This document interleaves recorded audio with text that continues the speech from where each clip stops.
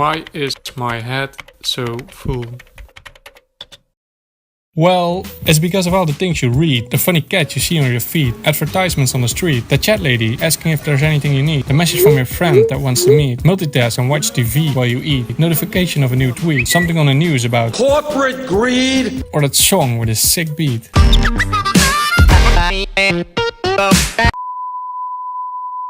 In the Stagno world, data is what we eat. We progress a zillion things on high speed. Our brain takes care of all this mess. It can make you feel happy, sick, or even depressed. It's powerful and controls the way how we feel, but we don't put a lot of effort in keeping it real, fit. I mean, we train our body, work out, get a massage, and drink a carrot juice organic grown. But our mind is left on its own. It's time to be kind and train the mind. Hello. So I'm currently in Thailand, in Chiang Mai, a city in the north, and I'm on my way to a Buddhist temple where we're gonna spend 10 days living with the monks to train the mind. I think we're pretty close. It sounds like we're pretty close.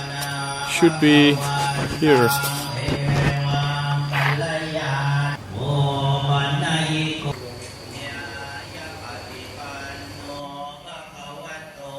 It is very peaceful here, with a lot of beautiful temples. The amount of work they put in these things is amazing. Check out these old, beautiful wood carves. And obviously, a lot of monks. Interesting to see what they do in daily life. Here they all practice the Vipassana meditation. It's where you learn to control your mind. It's like a camp where they improve your concentration. It's like a big concentration camp. No, that sounds a bit off. Let's call it a meditation camp. I'll be staying here for the coming 10 days to make my mind stronger. That's my room. My room for the coming days? It looks comfortable. But in order to hang out with the monks, you need a few things. A couple of these smelly sticks, 11 white flowers, some orange-yellow candles, and you need to wear white clothing. It makes me look like a Backstreet Boy. Besides getting these things, they also have a few rules.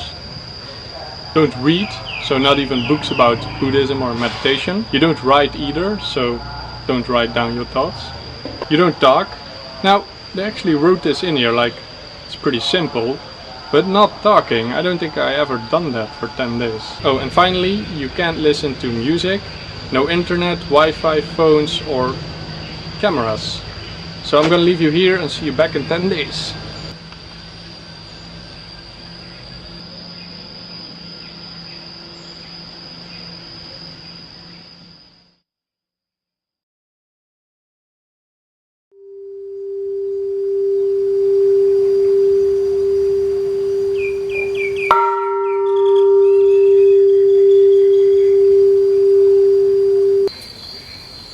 So I just... Oh, feels good to talk again. So I just finished, and that has to be one of the most boring things I've done in my entire life. Let me get some paper to explain why. So first off, the haircut. No need to do this, but they say it's easier for your thoughts to leave the mind. I figured, let's try it out. So let me explain the daily routine first. So this is one day here, and they're pretty much all the same. It starts at 4 AM and you go meditating right out of bed. 6:30, breakfast, usually a noodle soup. You go back meditating, then you have lunch. This is also the last meal of the day. In the afternoon, you clean yourself, the room, and you pick up some leaves from the ground.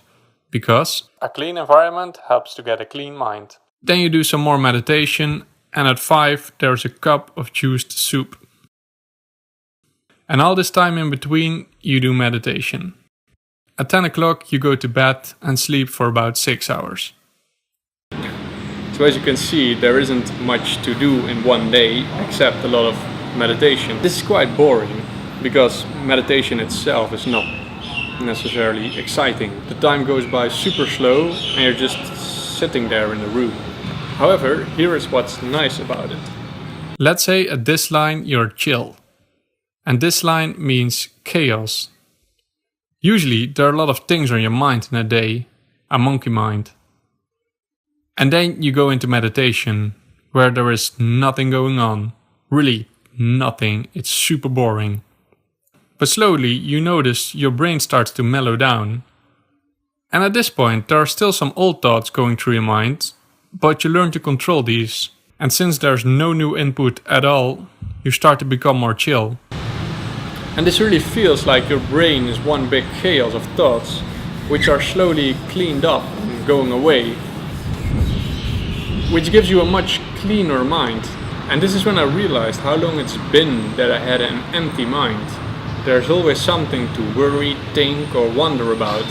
But that feeling of having an empty mind and living in the present is pretty nice. It's like being a kid again and you finish your homework and nothing else on your mind. Now back to the real world. 113 mails, 341 social notifications, 24 messages and 10 snaps. Oh, you bittersweet internet.